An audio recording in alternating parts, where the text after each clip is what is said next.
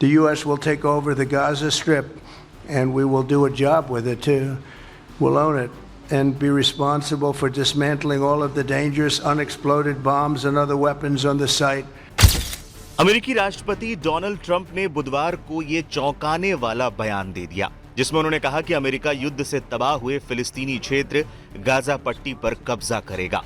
America तब तक वहां बना रहेगा जब तक फिलिस्तीनी अन्य जगहों पर पुनर्वासित नहीं हो जाते।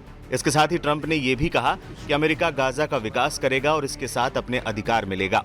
ट्रंप ने यह बयान इजरायली प्रधानमंत्री बेंजामिन नेतन्याहू के साथ एक संयुक्त प्रेस कॉन्फ्रेंस में दिया। इजराइल और हमास के बीच शुरू हुआ संघर्ष अब अंतिम दौर में नजर आ रहा है। इस बीच इजराइल के प्रधानमंत्री बेंजामिन नेतन्याहू ने सार्वजनिक तौर पर बता दिया कि वो गाजा पट्टी में क्या करने वाले हैं। खास बात यह है कि अमेरिकी राष्ट्रपति डोनाल्ड ट्रंप ने गाजा को यूएस के कब्जे में दिए जाने का प्रस्ताव दिया है। फिलहाल इस पर अंतिम सहमति नहीं बन सकी है। You are the greatest friend Israel has ever had in the White House. प्रधानमंत्री नेतन्याहू ने ट्रंप के इस विचार को इतिहास बदलने वाला बताते हुए कहा कि अमेरिकी राष्ट्रपति गाजा के लिए एक अलग भविष्य की कल्पना कर रहे हैं। ये घोषणा दुनिया भर में हलचल मचा सकती है और मध्य पूर्व में भू राजनीतिक स्थितियों को प्रभावित कर सकती है। इजराइल और फिलिस्तीनी संगठन हमास के बीच अक्टूबर 2023 से जारी संघर्ष के कारण गाजा पट्टी पूरी तरह से तबाह हो चुकी है। हाल ही में युद्ध विराम भी हुआ है, लेकिन इजरायली बमबारी ने क्षेत्र के लगभग सभी ढांचे को नष्ट कर दिया है, जिससे लाखों लोग बेघर हो गए हैं। प्रेस कॉन्फ्रेंस के दौरान ट्रंप ने कहा, हम इसे अपने अधिकार में लेंगे और यहां पड़ी हुई खतरनाक विस्फोटक बमों और अन्य हथियारों को नष्ट करने की जिम्मेदारी लेंगे।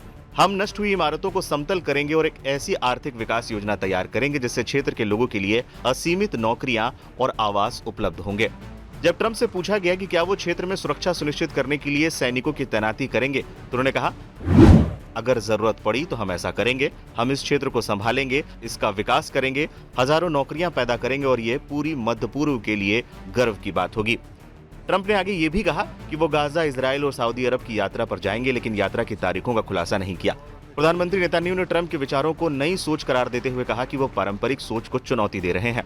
नेतन्याहू ने अमेरिकी राष्ट्रपति ट्रंप के साथ व्हाइट हाउस में साझा प्रेस कॉन्फ्रेंस की। इस दौरान इजराइल के पीएम ने कहा कि उनका देश गाजा पट्टी पर 1.5 साल की जंग के बाद पहले से ज्यादा ताकतवर हो गया है।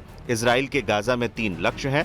इजराइल एक समय सबसे ज्यादा ताकतवर है और ईरान के आतंकी एक्सेस सबसे कमजोर स्थिति में है। जैसा कि हमने चर्चा की थी, हमारा भविष्य सुरक्षित करने और हमारे क्षेत्र में शांति लाने के लिए हमें काम को अंजाम तक ले जाना होगा। गाजा में इजराइल के 3 लक्ष्य हैं। पहला, हमास की सेना और शासन क्षमता को खत्म करना, हमारे सभी कैदियों की रिहाई और ये सुनिश्चित करना कि गाजा कभी भी इजराइल के लिए खतरा नहीं बनेगा। ट्रंप ने इस दौरान ये भी कहा कि जब फिलिस्तीनी कहीं और बस जाएंगे तब अमेरिका गाजा पर कब्जा कर लेगा और आर्थिक रूप से इसका विकास करेगा। हालांकि उन्होंने इस योजना के बारे में विस्तार से जानकारी नहीं दी। खास बात यह है कि अगर ऐसा होता है तो इजराइल फिलिस्तीनी संघर्ष के मामले में अमेरिकी नीति में बड़े बदलाव की तरह होगा।